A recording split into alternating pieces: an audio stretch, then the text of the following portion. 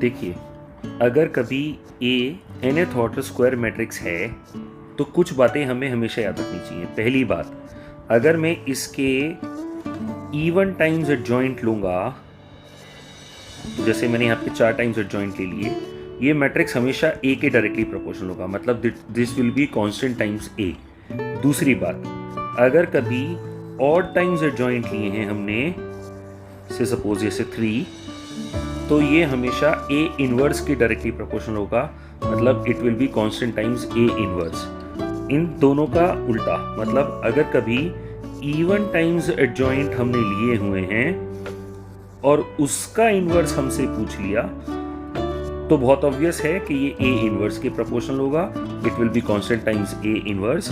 चौथी बात, फोर्थ, अगर ऑड टाइम्स एडजॉइंट्स हैं और हमने उसका इनवर्स ले लिया, तो वो हमेशा ए के प्रोपोर्शनल होगा, कांस्टेंट टाइम्स ए। पांचवी बात, अगर कभी डिटर्मिनेंट के अंदर कांस्टेंट टाइम्स मैट्रिक्स ए है, तो जब ये k इसके बाहर निकलेगा तो इस पर ऑर्डर आ जाएगा, तो k की power n times determinant value of a। और सिक्स्थ इंपॉर्टेंट बात, अगर कभी determinant value of adjoint of adjoint of adjoint of adjoint of a हमने लिखा हुआ है और ये एडजॉइंट अगर सपोज m टाइम्स है, तो इसकी वैल्यू होगी डिटरमिनेंट वैल्यू ऑफ a की पावर n-1, जो ऑर्डर था ऑर्डर -1, और इसकी पावर होगी m, जितने टाइम्स एडजॉइंट है।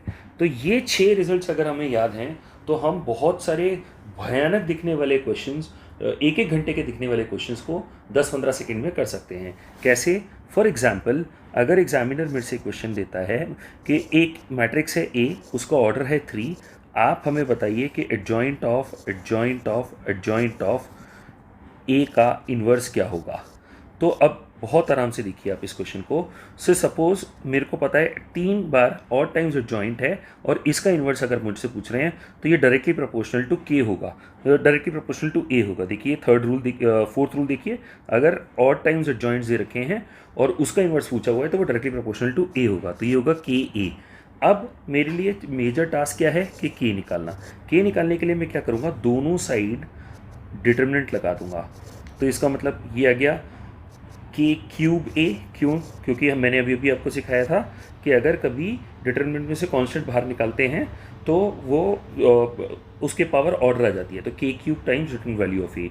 और लेफ्ट हैंड साइड क्या हो जाएगी, क्योंकि अब हमने इस पे ऊपर लगाया है तो ये हो जाएगा आपका डिटर्मिनेंट वैल्यू ऑफ, ये पावर -1 यहाँ रहेगी, और मैं इसको लिख सकता हूँ adjoint of adjoint of adjoint of A. इसका मतलब अंदर हो जाएगा ये डिटर्मिनेंट ए की पावर, ऑर्डर इसका अगर 3 था तो पावर बनेगी n-1 2, और इस 2 की पावर बनेगी 3, क्योंकि 3 एडजॉइंट्स हैं। तो इसका मतलब ये हो गया डिटर्मिनेंट ए की पावर 8, तो ये हो गया इसका मतलब 1 डिटर्मिनेंट वैल्यू ऑफ ए की power 8 is equal to k cube times of determinant value of A.